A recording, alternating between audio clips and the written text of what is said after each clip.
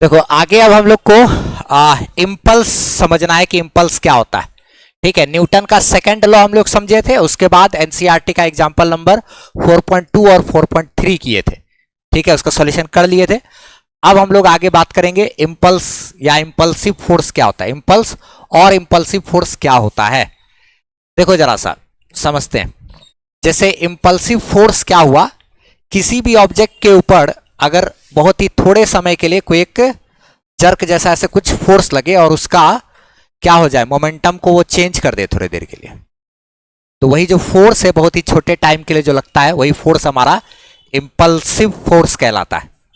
जैसे कि अगर कोई बॉल है, ऐसे जब बॉलर वगैरह बॉलिंग कर रहा होता है तो बॉल अगर फेंका, कोई बॉल आ रहा है उसके तरफ, और जो बैट्समैन जो बॉल को क्या करता है, हिट करता है जब, तो वो क्या हो गया, थोड़े देर के लिए बस टकराता है ना, और टकरा के उसके बाद उसका मोमेंटम चेंज हो जाता है। जैसे अगर एम भी इस डायरेक्शन में है, टकरा के बॉल अगर उधर गया तो डायरेक्शन क्या हो गया, चेंज हो गया, यानी मोमेंटम चेंज किया।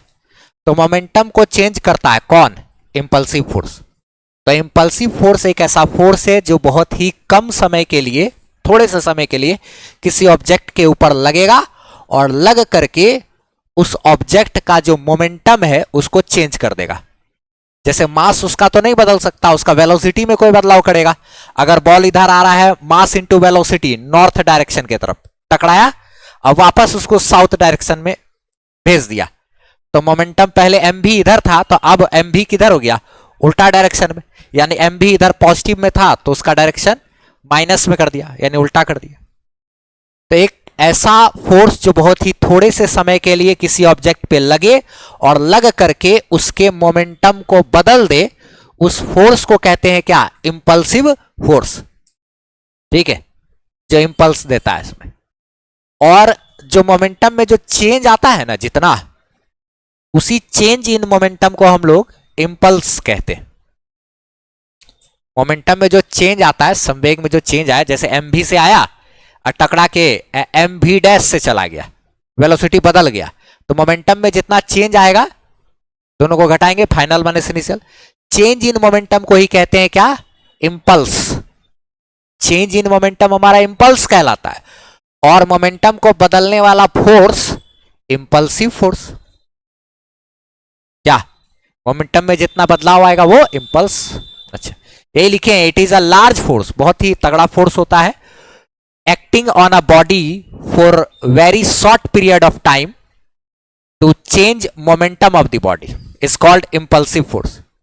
एक ऐसा बड़ा फोर्स जो कि बहुत ही थोड़े समय के लिए किसी वस्तु के ऊपर काम करता है ताकि उसके मोमेंटम को क्या कर दे, बदल दे, उस फोर्स को ही हम लोग इंपल्सिव फोर्स कहते हैं।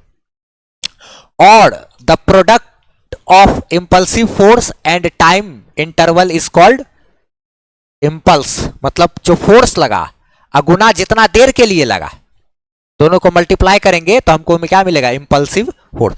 चूंकि एक बात हम लोग जानते हैं, एक बात देखो जरा सा, हम लोग एक बात जानते हैं कि फोर्स बराबर होता है delta P by delta T. ये कहां से लिखे हैं, from second law of motion. Motion का जो सेकेंड लॉ है वहां से हम लोग जानते हैं, ये बात लिखे हुए हैं, फोर्स बराबर क्या होता है, change in momentum by time taken, ये पढ़ चुके हैं ना। तो उसी चीज का हम लोग यहां पे क्या करेंगे, इस्तेमाल करेंगे, change in momentum by time taken. अच्छा, ये हमारा क्या है, इसको इंपल्सिव फोर्स भी कहते हैं, चूंकि ये बात होता है ऐसा। और एक बात ध्यान रखना है कि अगर फोर्स इंटू इतना delta P is equal to, देखो तो क्या आएगा, force into delta T, change in momentum, ये क्या है हमारा, चेंज इन मोमेंटम बराबर फोर्स इंटू टाइम पीरियड, इसी को हम लोग कहते हैं इंपल्स। देखो इंपल्स बराबर क्या हो गया, या तो लिखेंगे क्या चीज, चेंज इन मोमेंटम निकालो, चेंज इन मोमेंटम यानी कि क्या, फोर्स इंटू टाइम ड्यूरेशन, जितना देर के लिए फोर्स लगा अगुना फोर्स, समय जितना देर के लिए काम करेगा वो इंटू फोर्स, दोनों को मल्टीप्लाई करेंगे तो हमको क्या मिलेगा, चेंज इन मोमेंटम, या फिर क्या मिलेगा, वही चीज इंपल्स कहलाता है, इंपल्स। अच्छा,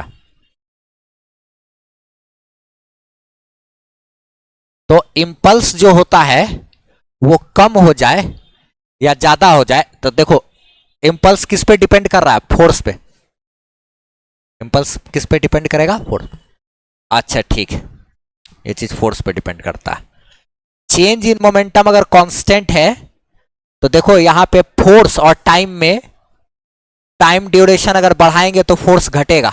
दोनों का प्रोडक्ट अगर कांस्टेंट है, दोनों का प्रोडक्ट अगर मान लिया जाए a इंटू बी करके 12 आ रहा है, अगर ये 4 है ये 3 है, इस 3 को बढ़ा के अगर 6 कर दें तो इसको घटा के 2 करना पड़ेगा, तब ना 6 दूना 12, 4 तिया 12 ना। तो अगर हम लोग क्या करें, इस समय को बढ़ाएंगे तो फोर्स हमारा घटेगा। इफ, एक बात ध्यान रखना है, एक छोटा सा बात, इफ टाइम को क्या करते हैं, इंक्रीज करते हैं, देन फोर्स हमारा क्या हो जाएगा, वो घटेगा। कभी कभी देखते होगे जब कोई भी आदमी जो बॉल को कैच लेता है इस तरीके से, तो थोड़ा देर के लिए हाथ को ऐसे पीछे करता लो, उससे क्या होता है, हाथ पे फोर्स कम लगता है ना। समय बढ़ा देने से टाइम को क्या करते हैं, ड्यूरेशन थोड़ा बढ़ाएंगे तो फोर्स कम हो जाता है। इसीलिए कभी भी कोई भी आदमी जब कैच वगैरह लेता है ना, तो इस तरीके से, तो ऐसे हाथ में डायरेक्ट ऐसे पकड़ेंगे तो ज्यादा चोट लगेगा, लेकिन ऐसे करके उससे क्या होता है कि थोड़ा फोर्स कम महसूस होता है, समय बढ़ जाता है ना।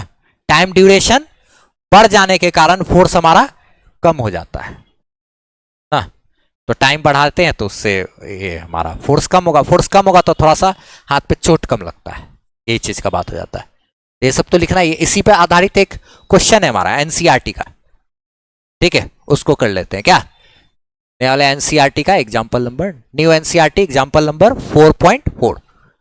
देखो क्वेश्चन क्या बोल रहा है इसमें कि एक बैट्समैन है जो कि हिट करता है back a ball straight in the direction of the bowler without changing its initial speed 12 metre per second. यानी एक बॉल है जो इधर से आ रहा है, ठीक है, बॉलर के तरफ से आया बैट्समैन के पास, बैट्समैन उसको हिट किया, और हिट किया तो क्या होता है, वो 12 मीटर पर सेकेंड से ही बॉल वापस जा रहा है उसी तरफ। If the mass of the ball is इतना KG, determine the impulse. Ball का मास दिया हुआ है, हमको इंपल्स बताना है। इंपल्स मतलब क्या होता है, चेंज इन मोमेंटम। इंपल्स किसको कहते हैं, चेंज इन मोमेंटम, या फिर फोर्स इनटू टाइम ड्यूरेशन, दोनों चीज लिख सकते हैं। तो हमको क्या निकालना है यहाँ पे, चेंज इन मोमेंटम, उसी को क्या बोलेंगे, इंपल्स बोलेंगे, ठीक है, हम लोग जानते हैं ये सब बात। तो चेंज इन मोमेंटम हम निकाल दे तो वही हमारा इंपल्स होगा।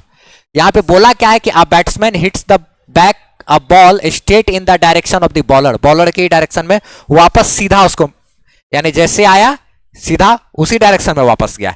इसका मतलब कि यहां पर जब ये आ रहा था तो ये बॉल ऐसे टकराया, तो टकराया तो शुरू में उसका जो मोमेंटम है, इनिशियली मोमेंटम इस डायरेक्शन में है, पॉजिटिव एक्स एक्सिस की तरफ, इधर पॉजिटिव एक्स की तरफ, और इधर हमारा क्या है, नेगेटिव एक्स। तो पॉजिटिव एक्स की तरफ बॉल गया उधर, तो बॉल जो गया तो उसका मोमेंटम कितना है, मास इंटू वेलोसिटी, एम भी, मास इंटू वेलोसिटी कितना है भाई, एम यू लिखेंगे तो ऐसे अच्छा लगता क्या, mass into velocity, mass into ये क्या हो गया, इनिशियल वेलोसिटी, ठीक है। तो मास इंटू इनिशियल वेलोसिटी, तो मास कितना है भाई 0.15, ठीक है, इंटू वेलोसिटी कितना है 12, तो ये गुना करोगे तो कितना आएगा, 12 पंचे 60 का 0 बचा 6, 12 एकम 12 6 18, 2 अंक के बाद है तो 2 अंक है, तो यानी 1.8 इंपल्स कितना आया, ये मोमेंटम इनिशियली कितना है 1.8। अच्छा ठीक है, और उसका जब टकरा के जब वापस आ रहा है तो सेम उसी डायरेक्शन में आया है जिस तरह ऐसे गया और ऐसे ही आया, तो हम इसको क्या किए, यहां पे ना दिखा के ऐसे बगल में दिखा रहे हैं, ऐसे गया सीधे ऐसे आया, डायरेक्शन चेंज नहीं हुआ है। तो ऐसा, तो फाइनल मोमेंटम फिर टकराने के बाद सेम स्पीड से आया, एम भी उतने फाइनल वेलोसिटी, मास इसका कितना 0.12 0.15 सॉरी 15 इंटू वेलोसिटी फिर भी क्या है 12, तो ये कितना आ गया 1.8। तो मोमेंटम का क्या होता है, ये तो केजी अब मीटर पर सेकेंड, इतना केजी मीटर पर सेकेंड, इसको भी क्या लिखेंगे इतना केजी मीटर पर सेकेंड। तो उधर था मोमेंटम, अब इधर मोमेंटम, ये वाला मोमेंटम पॉजिटिव और ये वाला मोमेंटम जो इधर आ गया तो निगेटिव, ऐसे होगा। तो हम लोग जो इंपल्स निकालेंगे, इंपल्स बराबर क्या लिखते हैं हम लोग, चेंज इन मोमेंटम लिख सकते हैं। तो चेंज इन मोमेंटम का मतलब final momentum minus initial momentum. तो फाइनल मोमेंटम जो है हमारा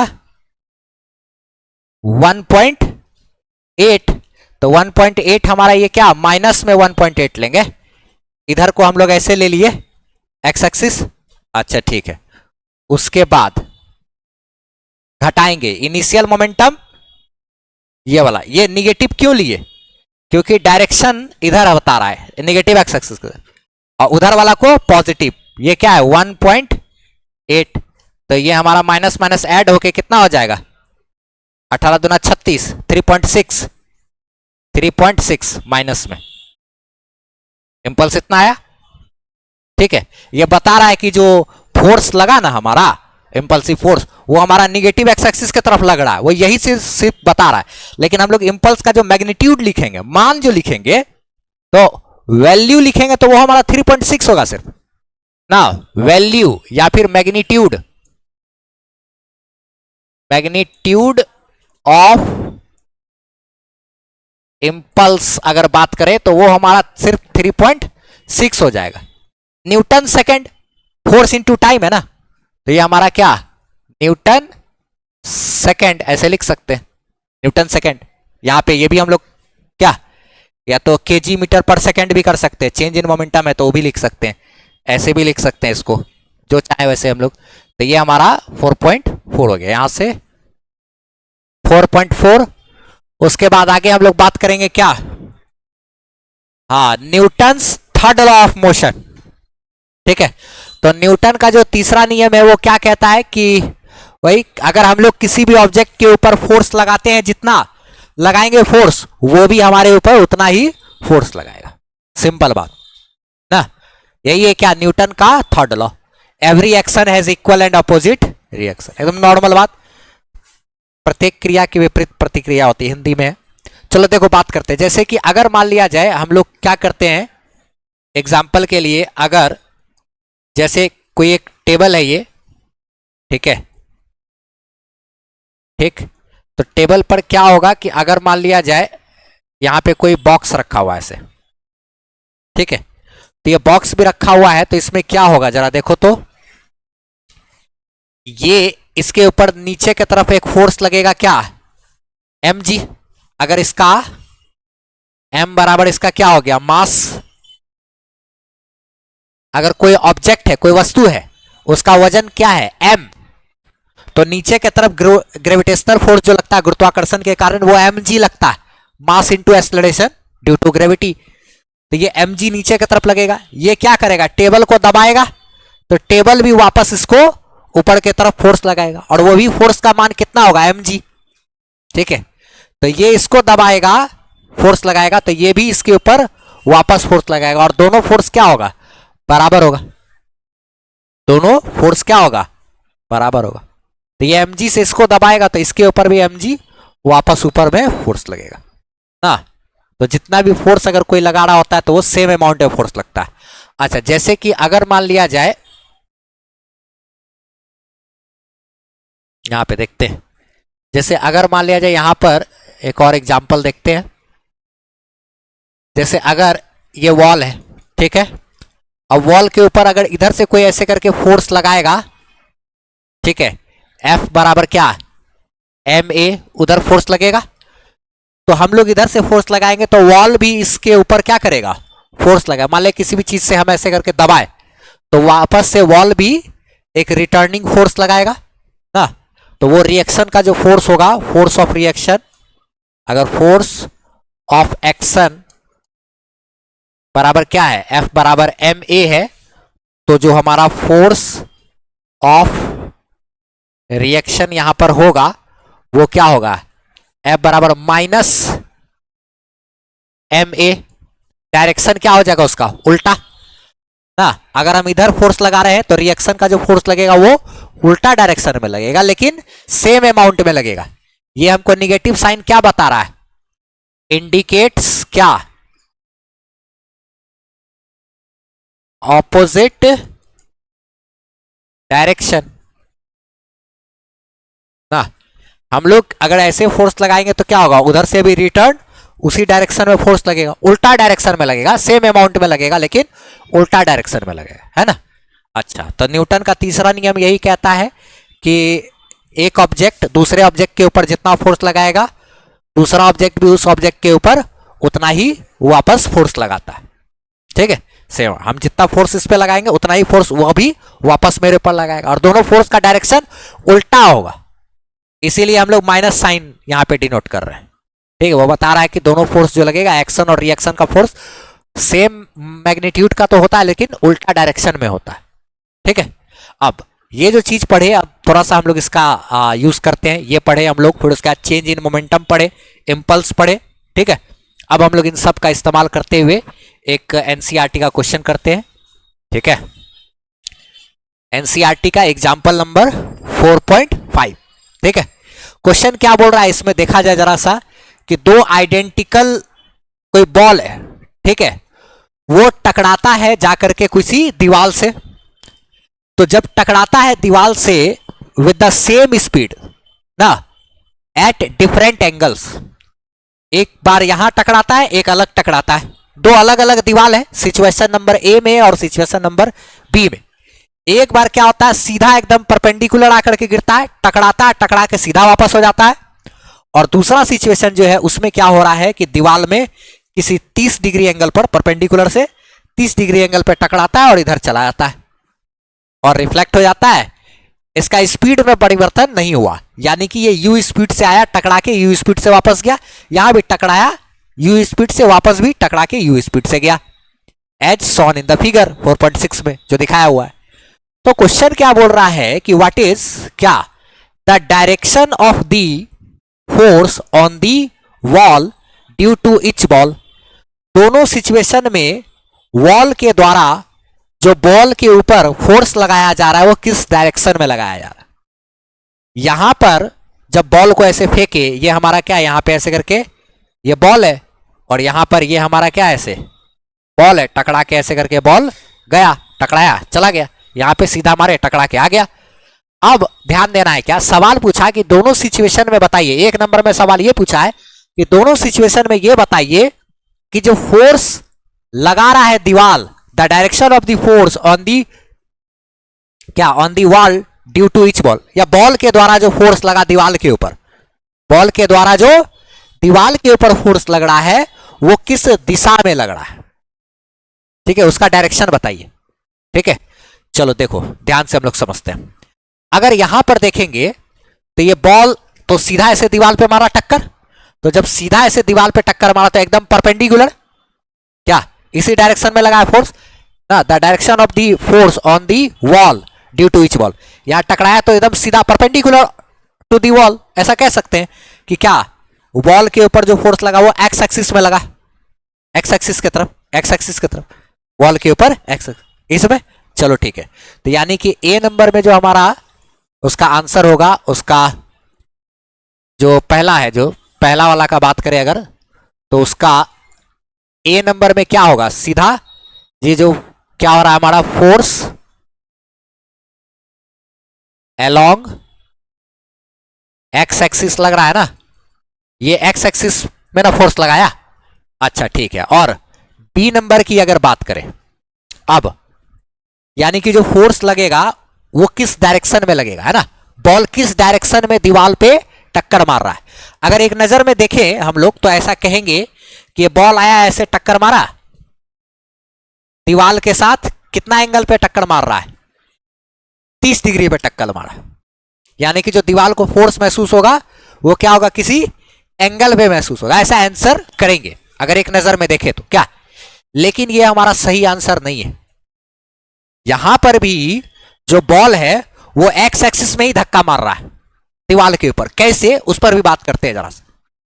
एक नजर में अगर कोई आंसर कर दे इस सवाल को कि हाँ भाई यहां पर भी दीवार के ऊपर जो फोर्स लग रहा है वो 30 डिग्री एंगल पे लग रहा है, यानी कि दीवार के साथ कितना एंगल हो गया? 60 डिग्री। दीवार के साथ 60 डिग्री एंगल पे तो नहीं, ऐसा नहीं है। दीवार के साथ एकदम परपेंडिकुलर ऐसे ही यहां पर भी फोर्स लग रहा है एक्स डायरेक्शन में। कैसे लगा जरा वो भी हम लोग देखेंगे। ठीक है, फोर्स का काम क्या होता है? मोमेंटम को चेंज कर देना। फोर्स लगेगा अगर तो किसी भी ऑब्जेक्ट का क्या होगा? मोमेंटम चेंज हो जाएगा। ठीक है, तो चलो देखते हैं, इस पर हम लोग चर्चा करेंगे अभी। इस पर भी जो लगेगा वो फोर्स हमारा अलोंग एक्स एक्सिस ही होगा। लेकिन कैसे, तो उस पर हम लोग बात करते हैं। उसको अभी हम लोग समझेंगे जब ये जो दूसरा वाला है ये जब हम लोग करेंगे तो करते करते ये सब हमको इस वाले का आंसर निकलेगा कि सेकंड वाल पर भी कैसे फोर्स लग रहा है। ऐसे खड़ा है ना, तो ये जब आएगा तो इसका ये मोमेंटम इधर है तो या वेलोसिटी इधर, तो इसका एक कंपोनेंट इधर तोड़ेंगे और एक कंपोनेंट इधर तोड़ेंगे। वेक्टर का कंपोनेंट तोड़ते हैं ना, तो ये जो नीचे वाला है ये तो पैरेलल है दीवार के, लेकिन जो ये वाला यही धक्का मारेगा दीवार को। ये पैरेलल वाला दीवार के पैरेलल ये फोर्स नहीं लगाएगा, ये वाला जो कंपोनेंट है वही उस पर फोर्स लगाएगा। वेलोसिटी का दो कंपोनेंट तोड़ेंगे ना, ये 30 है तो क्या होगा? u cos 30 u sin 30, तो u sin 30 धक्का मारेगा। क्या ऐसे करके होगा ना? या जो भी, अगर मान लिया ये 30 है एंगल तो यहां पे क्या हो गया? ये 30 है तो ये भी 30। क्या u वेलोसिटी इधर है तो u cos 30 और u sin 30, तो u cos 30 है वो मार रहा है धक्का। ऐसे करके हम लोग इस पर बातचीत कर सकते हैं। ठीक है, ऐसे करके क्या इसी का एक कंपोनेंट इधर टूटेगा और एक इधर, तो जो इधर वाला होगा वही धक्का मारेगा एक्स पे। जो ऐसे पैरेलल है वो तो ऐसे पैरेलल निकल गया, उसके वजह से नहीं होगा। या अलोंग एक्स एक्सिस आंसर हो। आगे क्वेश्चन में क्या बोल रहा है उस पर भी हम लोग जरा सा बात करते हैं। इस क्वेश्चन को बनाते समय भी ये वाला चीज आ जाएगा। बोला क्या कि the ratio of the magnitude of impulse imparted to the balls by the wall. Wall के द्वारा बॉल के ऊपर जो इंपल्स लगाया गया ना, बैट्समैन था। एक क्वेश्चन हम लोग किए थे क्या एनसीईआरटी का एग्जाम्पल नंबर 4.4। इसी में जैसे बैट्समैन धक्का मारा उसी तरह से दीवार, क्या सेम वैसा ही चीज। तो जैसे बैट्समैन उसमें धक्का मारा था 4.4 में, उसी तरीके से यहां पर क्या है? दीवार है जो बैट का काम कर रहा है। ये बॉल आया टकराया बैट से, उधर चला गया। तो इसमें हमको क्या बोला कि इंपल्स बताइए, जो बॉल के ऊपर जो इंपल्स लगा है यहां पर और यहां पर उसका अनुपात बताइए, रेशियो। यानी यहां पर जो इंपल्स लगेगा वो अब बटा यहां पर जो इंपल्स लगेगा वो, यही इसका मान क्या होगा हमको बताना है बस सवाल में। ठीक है, तो इसमें हम लोग पहले इंपल्स पता करते हैं। इसमें मान लेते हैं कि जो हम लोग 2 नंबर जो करेंगे उसमें मान लेते हैं लेट मास ऑफ बॉल बराबर क्या? m। बॉल का मास क्या है? m।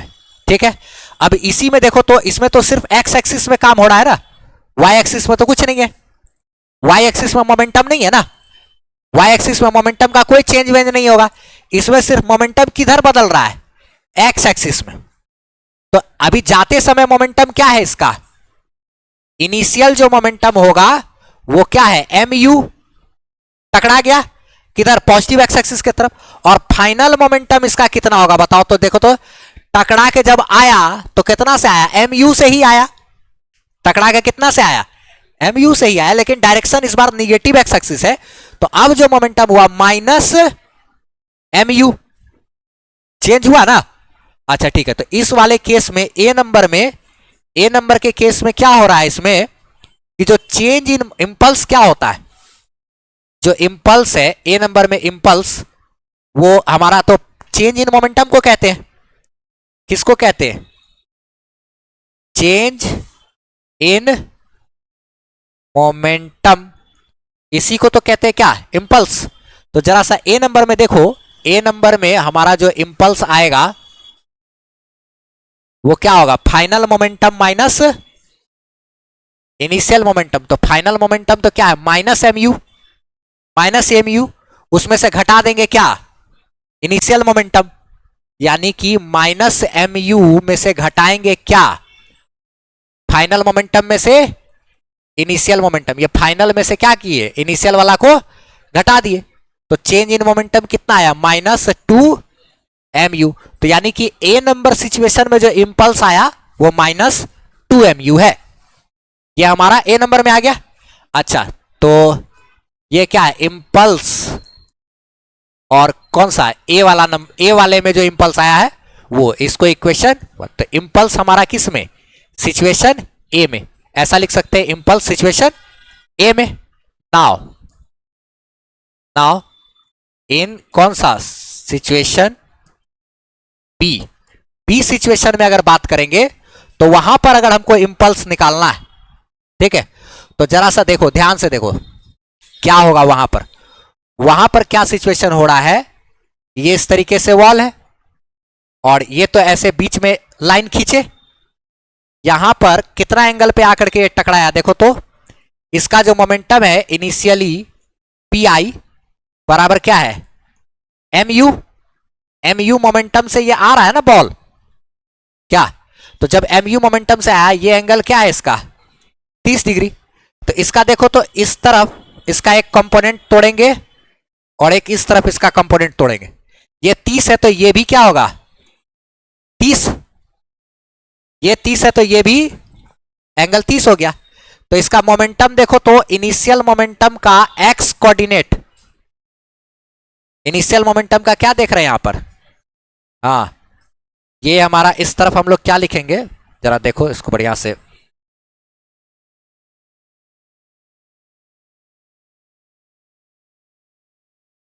इस तरफ ये ऐसे है, इन केस ऑफ बी के केस में क्या कर रहे हैं यहां पर, इनिशियल मोमेंटम अलोंग क्या, एक्स एक्सिस। तो ये हमारा क्या है, देखो तो एम यू मोमेंटम है ना, तो एम यू ये 30 डिग्री का एंगल है, तो m u cos theta, m u momentum होता है तो मोमेंटम का क्या, जिधर एंगल होता है उधर कंपोनेंट, हम लोग ये चैप्टर नंबर कहा 3 में पढ़े हैं, motion in a plane, resolution of vector नाम का टॉपिक था। तो एम यू मोमेंटम का ये क्या हो गया, एंगल इधर है तो कंपोनेंट इधर तोड़े तो कितना होगा, एम यू कॉस 30।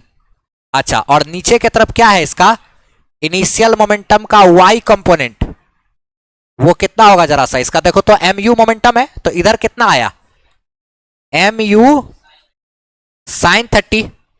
अच्छा, एम यू साइन 30 में देखो तो इधर हमारा क्या है, निगेटिव वाई एक्सिस, इधर है ना एक्स है इधर, और इधर क्या है वाई, तो इधर क्या होगा माइनस वाई, इधर क्या होता है माइनस एक्स। तो इधर के तरफ हुआ तो इसको क्या लिखेंगे, माइनस साइन से डिनोट कर दिए, m u cos 30, m u sine 30, m u sine 30। ये तो वाई डायरेक्शन के तरफ मोमेंटम और ये एक्स के तरफ मोमेंटम। अच्छा, इसमें पॉजिटिव साइन लिए क्योंकि इसका मोमेंटम किधर है, एक्स एक्सिस के तरफ, और इसका निगेटिव वाई एक्सिस के तरफ। आगे देखो, अब हमको ये जब टकराया तो टकरा के अब उधर भागा, तो टकराने के बाद आफ्टर कोलिजन क्या हो रहा है, आफ्टर कोलिजन टकराने के बाद देखो क्या हुआ, ये दीवार था, टकराने के बाद यही बॉल इस तरफ आया है, ये जो ऐसे करके टकराया 30 डिग्री पे, ये 30 था ना, तो इधर भी क्या है ये 30, तो कोलिजन के बाद तो इधर आया ना, तो अब जो मोमेंटम आया इसका, तो इसका वेलोसिटी तो अब भी तो यू ही है ना, अब भी इसका वेलोसिटी इधर क्या है यू वेलोसिटी से आता है और ये यू वेलोसिटी से ही इधर जाता है। तो अब इसका मोमेंटम टकराने के बाद अब देखो तो इसका तो मोमेंटम जो फाइनल मोमेंटम है वो क्या है, एम यू है, फाइनल मोमेंटम भी इसका क्या है एम यू, लेकिन डायरेक्शन इधर हो चुका है, इधर से डायरेक्शन इधर आ गया। अब इस मोमेंटम का देखो हम लोग क्या करेंगे, जरा सा एक्स कंपोनेंट और वाई कंपोनेंट जरा देखते हैं इसका भी। तो इस एम यू मोमेंटम का को देखो तो इस तरफ इस मोमेंटम का एक कंपोनेंट इधर तोड़ेंगे और एक कंपोनेंट इस तरफ तोड़ेंगे, ठीक है। ये क्या होगा, फाइनल मोमेंटम का एक्स कोऑर्डिनेट, इस फाइनल मोमेंटम का एक्स वाला कोऑर्डिनेट, तो एम यू कॉस 30, जिधर 30 डिग्री एंगल रहता है उधर कॉस थीटा लेते हैं, तो ये क्या है एम यू, ये माइनस में है ना, एम यू कॉस 30, ये इधर तो निगेटिव एक्स एक्सिस है ना, तो माइनस एम यू कॉस 30, इस एम यू का इधर वाला माइनस, ये क्या होगा मेरा फाइनल मोमेंटम का y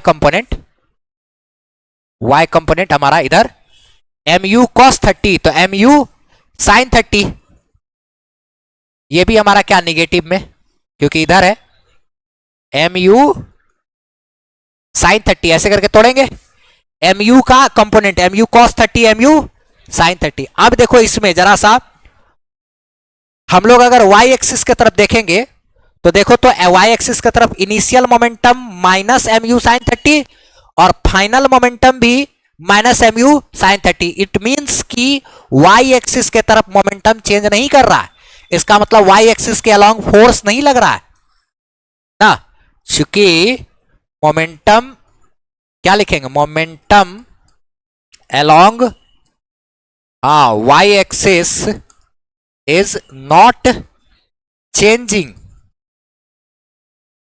ना, y एक्सिस के अलोंग जो मोमेंटम है वो हमारा चेंज नहीं कर रहा है, therefore now force is not acting along y axis, क्या इनिशियल, चूंकि इसमें इनिशियल मोमेंटम जो है और फाइनल मोमेंटम दोनों, इनिशियल मोमेंटम जो है हमारा, इनिशियल मोमेंटम का y कंपोनेंट और फाइनल मोमेंटम का जो y कंपोनेंट है वो हमारा क्या है, सेम है, इसीलिए। अच्छा नाउ अब देखो तो अलोंग x एक्सिस की बात करें, now along x axis momentum is changing, momentum is changing, x axis के तरफ मोमेंटम चेंज कर रहा है। देखो यहां पे क्या है मोमेंटम, इधर एम यू कॉस 30 से क्या बदल करके हो गया था, इसमें इधर था, तो उसके बाद क्या आया था इसमें, देखो तो इसमें x एक्सिस की तरफ देखते हैं, इससे क्या हो रहा है, डायरेक्शन इसका उल्टा हुआ ना। अच्छा ठीक है, तो यहां पर हमारा शुरू में जो मोमेंटम है और बाद में का मोमेंटम, देखो तो ये वाला सिचुएशन में हम लोग, दूसरा वाला सिचुएशन में हम लोग अगर बात किए, ये तो दूसरा वाला केस का ए में देखे थे, ए में हम लोग क्या निकाले थे, टोटल चेंज इन मोमेंटम यानी कि इंपल्स माइनस ये एक यहां पे था इंपल्स यानी कि चेंज इन मोमेंटम, ये तो फाइनल मोमेंटम और इनिशियल मोमेंटम दोनों को घटा दिए थे, तो इंपल्स हम लोग निकाल लिए थे। ए नंबर में इंपल्स हमारा आया था -2mu। अब दूसरा वाला केस में हम लोग को क्या करना है, बी नंबर केस में इंपल्स निकालना यानी कि चेंज इन मोमेंटम निकालना है। तो इसमें हम लोग क्या देखे अभी जरा सा कि क्या हुआ, ये आया टकरा करके, फिर उसके बाद क्या हुआ, रिटर्न बैक हुआ। तो इसमें जब ये आ रहा था तो आने के समय, टकराते समय जब इधर आया तो उस समय एक्स एक्सिस की तरफ इसका मोमेंटम इतना और वाई एक्सिस की तरफ इसका इनिशियली मोमेंटम इतना। टकराने के बाद क्या हुआ, जब ऐसे गया तो उसका मोमेंटम एक्स एक्सिस में ये और वाई एक्सिस में ये हो गया। वाई एक्सिस में मोमेंटम इसका चेंज नहीं कर रहा है, जो इनिशियल था फाइनल वही है, तो वाई एक्सिस में फोर्स भी नहीं लग रहा है। लेकिन एक्स एक्सिस की अगर बात करें तो एक्स एक्सिस में इनिशियली मोमेंटम क्या था, mu cos 30 पॉजिटिव, अब फाइनल क्या है एक्स एक्सिस में mu cos 30 निगेटिव में, तो मोमेंटम इसमें चेंज किया, mu cos 30 से -mu cos 30 हो गया। तो इसमें यहां पर जो चेंज इन मोमेंटम हुआ along x axis momentum in changing, therefore ना चेंज इन मोमेंटम यानी कि इंपल्स, therefore जो इंपल्स है बराबर क्या, चेंज इन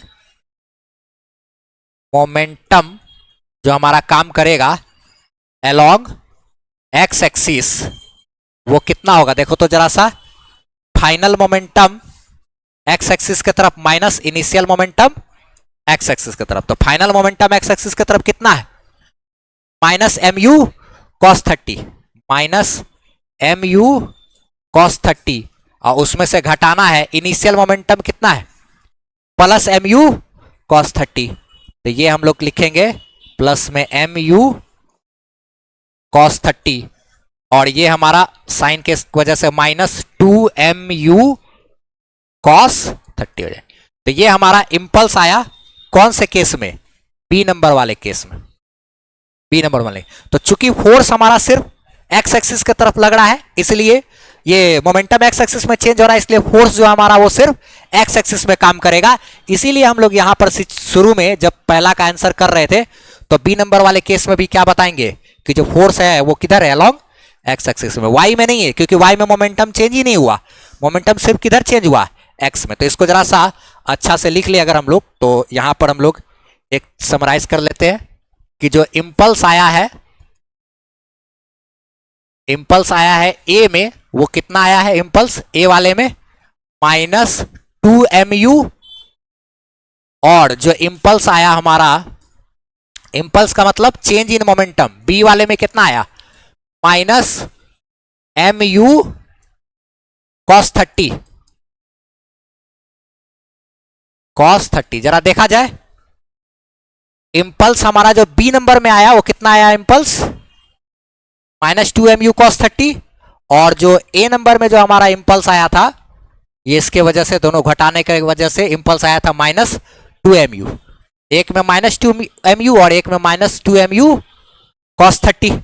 तो अब यहां पर अगर हम लोग क्या कहते हैं देयरफॉर रेशियो की बात किया ना, यही ना हमको 2 नंबर में मांगा था रेशियो दोनों का इंपल्स का, तो दोनों का रेशियो हम लोग क्या करेंगे, इंपल्स ए नंबर का बटा इंपल्स बी नंबर का, ये क्या निकलेगा माइनस 2mu और भागा क्या माइनस mu cos 30। तो mu कट गया, माइनस माइनस कट गया, तो क्या बचा यहां पे 2 भागा cos 30, तो 2 भागा cos 30 कितना होता है, कुछ यहां पे एक यहां पे 2 छूट गया, यहां पे 2 है ना, यहां पे देखो ये 2 है ना, तो यहां पर ये 2 भी रहेगा, तो 2mu कट जाएगा ना, तो ये हमारा सिर्फ क्या बचेगा, हाँ 1 बाय cos 30। तो 1 बाय cos 30 का मान होता है √3/2, ये 2 ऊपर चला जाएगा और नीचे में √3, यानी कि ये जो हमारा आएगा 2 डिवाइडेड बाय 1.732 होता है, √3 का मान 1.732 होता है, इतना डिवाइडेड बाय इतना करोगे तो ये हमारा आ जाएगा 1.2, लगभग लगभग ये हमारा 1.2 आंसर हो जाएगा इसका। ठीक है, तो इसका कंप्लीट सॉल्यूशन जरा एक बार बढ़िया ढंग से इसको एक बार देखना पड़ेगा, ये और ये हमारा एनसीईआरटी का एग्जाम्पल नंबर कितना 4.5 हो गया। आप हमारी वेबसाइट से फ्री पीडीएफ नोट्स ले सकते हो, एसेज दे सकते हो और सारा एड फ्री वीडियो लेक्चर्स आप देख सकते हो, वो भी एकदम अरेंज किया हुआ आपको 11 12 का फिजिक्स का सारा वीडियोस वगैरह मिल जाएगा। और कमेंट सेक्शन में पिन किया हुआ हमारा व्हाट्सएप चैनल का लिंक है, उसको आप फॉलो जरूर कर लीजिए ताकि हमसे आप बेहतरीन ढंग से जुड़